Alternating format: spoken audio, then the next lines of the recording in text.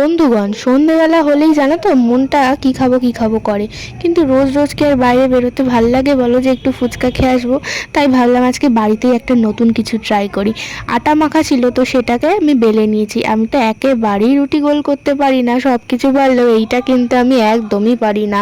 কোনো রকমে একটু বেলে নিয়েছি। আর এই এই সময় আর কি মানে গোল না হলেও চলবে। তো আটা রুটিটার মধ্যে একটু ঘি ব্রাশ করে ওর মধ্যে একটু চিলি ফ্লেক্স আর অরিগ্যানো দিয়েছি ভালো করে। তারপর দেখো ছুরির সাহায্যে এরকম করে কেটে নিয়েছি। আর প্রত্যেকটা লেয়ার এবার একসাথে করে এরকম আমি যেভাবে দেখাচ্ছি এভাবে মুড়িয়ে নিতে হবে। আর মুড়িয়ে নিয়ে একটা বাটির মতন করে নিয়ে তার মধ্যে ভরে দিতে হবে চিজ। এটা আমি এখানে মজেরেলা চিজ নিয়েছি, যে কোনো চিজ নিলেই হবে। বা চিজ ছাড়া যদি শুধু এই পরোটাটা মানে এর মধ্যে দিয়ে একটু কাসুরি মেথিও দিতে পারো চাইলে, তো সেটা দিয়ে বেলে নিয়ে খেতেও কিন্তু খুব ভালো লাগবে। তো আমি এইভাবে করেছি। তোমরা আমার মতো এরকম বেকাতারা রুটি কিন্তু একদমই করো না।